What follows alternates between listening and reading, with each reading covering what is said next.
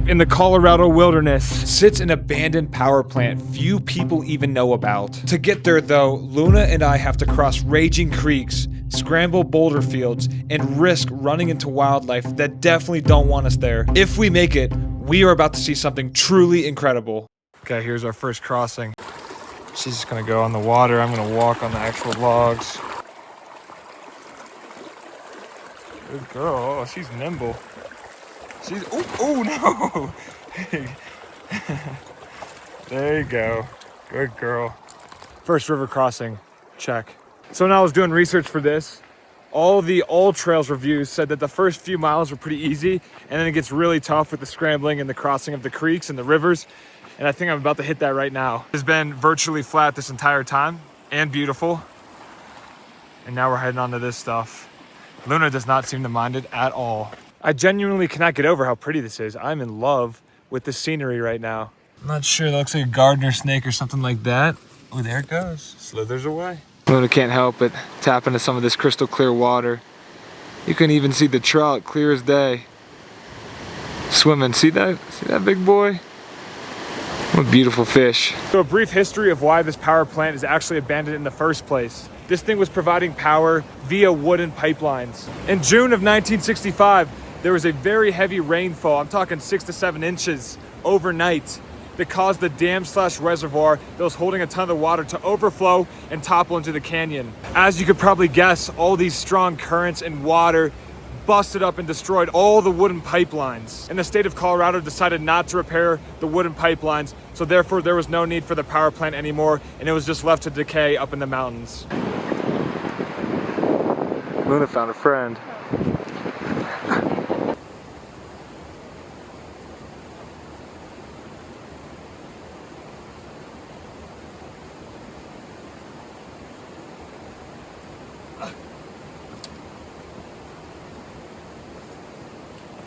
Scrambling with one hand is kind of tough.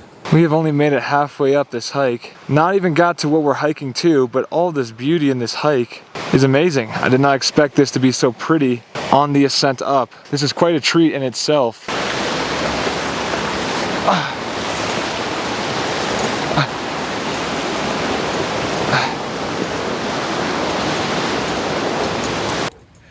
Oh my.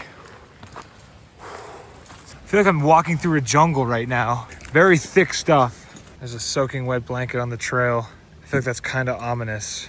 I can't tell if this is an exhausting hike. I mean, it sure is hard, or it's because I've just got so much stuff on my back. I drew on my backpack, I got a fanny pack, and I got Luna's harness all on my back. To say I'm sweaty is an understatement. More ominous pieces of clothing on the trail. Interesting.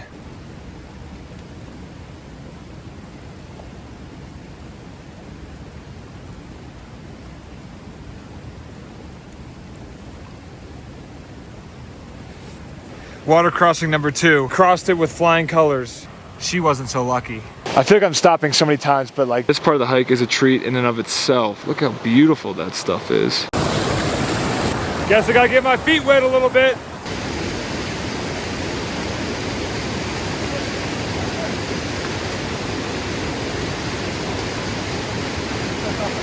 She does not like the water. Woo! Well, the rest of the hike is now with a completely waterlogged right boot. The first 2 stream crossings were nothing. That one was definitely way more intense.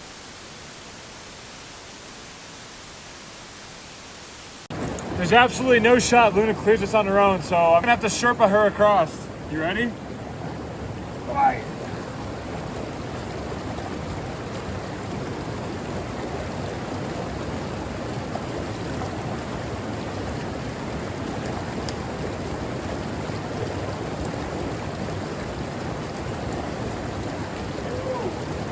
Some of these logs are kind of sketchy. That second patch of logs is not the most sturdy.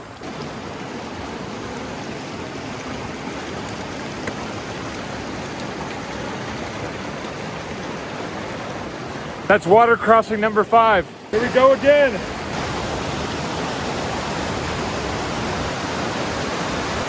It's okay, go. Good girl.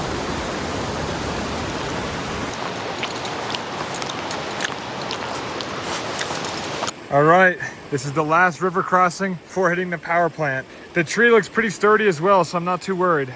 There you go, easy, easy. Somebody put up some rope as well for balance in case you are bad with balance. We're at about 5.3 miles, pretty damn close to the top. One more switchback to get there.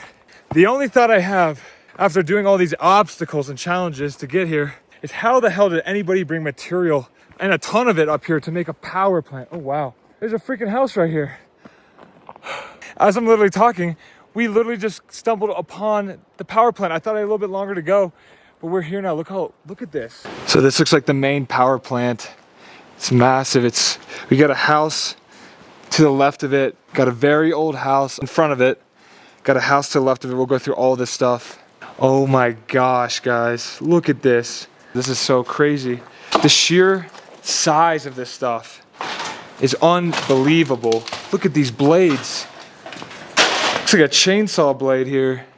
The roofing is still all pretty much intact. There's some pieces that have fallen out. Oh my gosh, this is so cool. There's a little bit of graffiti, nothing too crazy. There's something about going through these things when there's all this old equipment. You just kind of get blasted into the past. 1965 is when this was decommissioned. GE, General Electric Company. There's so much stuff all over the ground. I was gonna guess like this was maybe the power source of the power plant. I mean, I remember these look like some type of electrical conductors or something like that. I'm not an expert, but look at this stuff. I mean, absolutely unbelievable how crazy this is. Luna, you're scaring me. You're making all this noise. I think it's like somebody coming to get me. Look at this. You can just step right outside. Be careful, Luna. Be careful, Luna. Oh, wow. Look at that. Oh my gosh, a tree must have fallen and just blasted this roof. I mean, it's unbelievable. How did somebody get all this material up on the side of this mountain? Look at the drop off here. Look at down here. I'm not gonna go down there, but there's something down there, some type of big piece of, I don't know what that is. That's crazy. Oh my gosh, just look at this. Let me focus it in a little bit. Crazy chain still hanging down. That thing is heavy. Just the sheer size of this, I can't even imagine what this was like when it was running back in 1965. Look at this. Oh, I don't know. Should I go up that? I'm gonna do that at the end. I'm gonna go check out the other houses first. Look at the stack it's built on there. Let's walk through it as much as we can. The flooring is pretty much all washed out here. You gotta be careful. Guys, this is so crazy. Looks like somebody took a shotgun and blasted the wall right there. Oh my gosh, this is so crazy. Wallpaper's still standing. There's probably some lead in that stuff. This looks like it might have been like a closet or something. The bathroom. Ain't no window anymore. There's a nice breeze coming through here. This is so crazy. I don't know if the water works. Nope. Oh my gosh. Got an oven. Got a fridge that's still intact sitting here. Oh my gosh. Looks like there's steps down. There's the balcony. Unbelievable how crazy this is. How have I never heard about this before? Looks like just like a little viewing thing down there. Viewing window, I'm not really sure. One of the most ominous things about this is right when you come up to it, there's a swing that's still intact, and it's the most freaky looking thing ever. I mean, look at this. Just this old swing is the first thing you see when you walk up here. Unbelievable. Still, I bet you I could swing on it. Let me see if I can set this down real quick. 1965, it still works. Let's keep going. There's a few more houses we gotta see. You got trees up on the top that are growing on the roof of this thing, but just such a magnificent architecture, and the story behind it just makes it so much cooler. Let's go to the house that's got the tree down in the roof. Oh, there's a lot of floorboards missing here. Not really much to this one. It's just wide open. What's this right here in the wall? Looks like the circuit board maybe. It's a very old circuit board, I would guess. Yeah, there's not much to this house besides the tree that's gonna crash through the roof eventually. It looks like there's two more houses up here. All right, let's go in here. Looks like the door frame's starting to tilt. That door frame, oh my gosh, yeah, oh wow, this feels really weird. I don't know if you can tell, but the roof is really slanted. I mean, you can kind of tell how much room I got if I were to keep walking this way. Not that much room. I think somebody was sleeping in here at one point, which is also very freaky. Luna. Oh, look at that. That's a perfect angle at this. Look out the window. There's the power plant. Let's check out this last house real quick.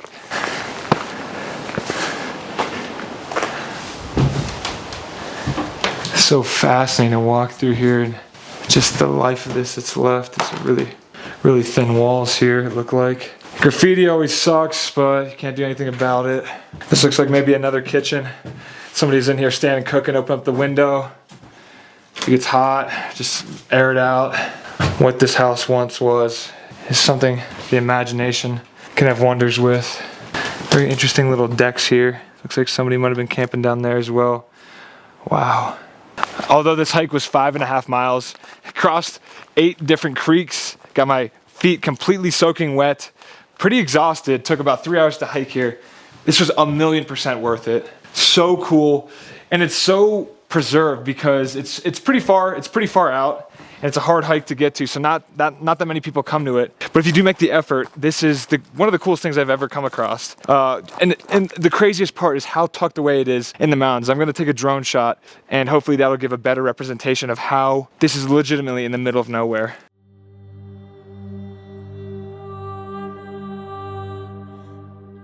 Last thing to do is climb the ladder and check out what the view is on top. I'm gonna put you guys away so I can have 4 points of contact. Okay, I don't think I like this. Made it up to the top. This is the roof. It's quite scary. Probably 25, 35 feet in the air. I'm not staying up here long. Here's the view. I don't like being up here so much. I'm gonna go back down now.